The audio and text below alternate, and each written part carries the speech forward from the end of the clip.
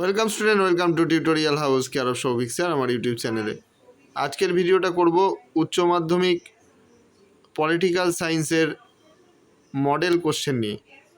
এর আগে আমি পলিটিক্যাল সায়েন্সের একখানা মডেল কোশ্চেন চ্যানেলে আপলোড করেছিলাম এবং বলেছিলাম 2014 সালে তোমাদের উচ্চ মাধ্যমিক যে নতুন সিলেবাসে পরীক্ষা শুরু হয় তার আগে উচ্চ মাধ্যমিক কাউন্সিল তাদের ওয়েবসাইটে 3খানা মডেল কোশ্চেন দিয়েছিল এবং পরীক্ষা যেগুলো হয়েছে 2014 থেকে বর্তমান সময় পর্যন্ত সবগুলোতেই দেখা গেছে এই মডেল কোশ্চেন থেকে কিন্তু প্রত্যেক বছরই কমন আসে। তাই সেই কথা মাথায় রেখেই আমি 3টে মডেল কোশ্চেনের প্রথম মডেল কোশ্চেনের যে এমসিকিউ টাইপের কোশ্চেনগুলো ছিল সেগুলো আপলোড করেছিলাম। আজকে সেট যে 2 রয়েছে সেই সেট 2 এর এমসিকিউ এর যে কোশ্চেন এবং তার অ্যান্সার সেটাকে আপলোড করছি এবং এর পরের ভিডিওতে আমি সেট 3টাও আপলোড করে দেবো। এর পাশাপাশি এমসিকিউ এর পরে এসিকিউগুলো আপলোড করব। তা চ্যানেলে যারা নতুন তাদের উদ্দেশ্যে বলার, চ্যানেলটাকে সাবস্ক্রাইব করে রাখতে পারো, কারণ আমি এখানে আর্টসের বিভিন্ন বিষয় এবং মাধ্যমিক, graduation up to master degree পর্যন্ত আর্টসের বিভিন্ন বিষয় নিয়ে এখানে ভিডিও দিয়ে থাকি।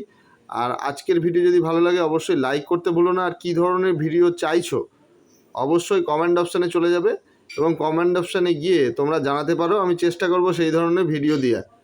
আর কমেন্ট যদি না করো তাহলে তো বুঝতে পারবো না কী ধরনের ভিডিও চাইছো, তাই অবশ্যই কমেন্ট অপশানে গিয়ে কমেন্ট করো, আমি চেষ্টা করব ভিডিও দেওয়ার। তা চলো চলে যাওয়া যাক আজকের ভিডিওতে। মডেল কোশ্চেন পেপার আমি ক্যামেরা জুম করব এবং সাথে ডিকটেট করে দেবো, তোমরা পজ করে করে লিখে নেবে।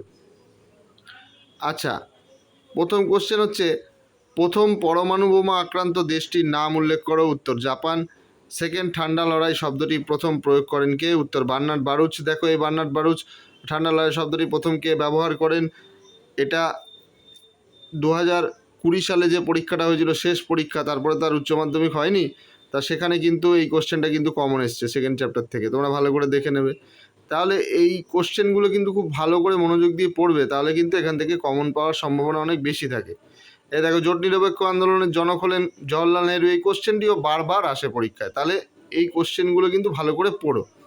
আচ্ছা, পরের কোশ্চেন, পঞ্চশীল চুক্তি স্বাক্ষরিত হয় কাদের মধ্যে? ভারত ও চীনের মধ্যে। এই কোশ্চেনটিও বারবার আসে। বিদেশ নীতির প্রধান উদ্দেশ্য হলো? উত্তর জাতীয় স্বার্থ। আঞ্চলিক সহযোগিতার ক্ষেত্রে দক্ষিণ এশিয়ার সংগঠন হলো সার্ক। ইউএনও প্রতিষ্ঠিত হয় কত সালে? উত্তর 1945 সালে। জাতিপুঞ্জের অর্থনৈতিক ও সামাজিক পরিষদের সদস্য রাষ্ট্রের সংখ্যা কত? উত্তর 54। আন্তর্জাতিক আদালতের বিচারপতিদের কার্যকালের মেয়াদ কত? উত্তর 9 বছর। পরের কোশ্চেন 10 নম্বর কোশ্চেন, সাধারণ সভার শান্তির জন্য ঐক্যের প্রস্তাব গৃহীত হয় কত সালে? উত্তর হবে 1950 সালে। পরের কোশ্চেন, ক্ষমতা স্বতন্ত্রীকরণ তত্ত্বের প্রধান প্রবক্তাকে? উত্তর মন্তেস্কু। ব্রিটিশ পার্লামেন্টের উচ্চকক্ষের নাম হলো? উত্তর লর্ডসভা। নেক্সট কোশ্চেন, অরাজনৈতিক অথবা স্থায়ী প্রশাসকেরা হলেন আমলাতন্ত্রের সদস্য। পরের কোশ্চেন, ড্যাশ বিভাগকে সংবিধানের অভিভাবক বলে মনে করা হয়? উত্তর হচ্ছে বিচার বিভাগ। আমরা নেক্সট কোশ্চেনে চলে যাব। দ্বিকক্ষ বিশিষ্ট আইনসভার সমর্থক কে? উত্তর লর্ড ব্রাইস। নেক্সট কোশ্চেন, এক কক্ষ বিশিষ্ট আইনসভা আছে এমন একটি রাষ্ট্র হলো? উত্তর চীন। পরের কোশ্চেন, ভারতের শাসন বিভাগের প্রকৃত প্রধান হলেন? উত্তর প্রধানমন্ত্রী।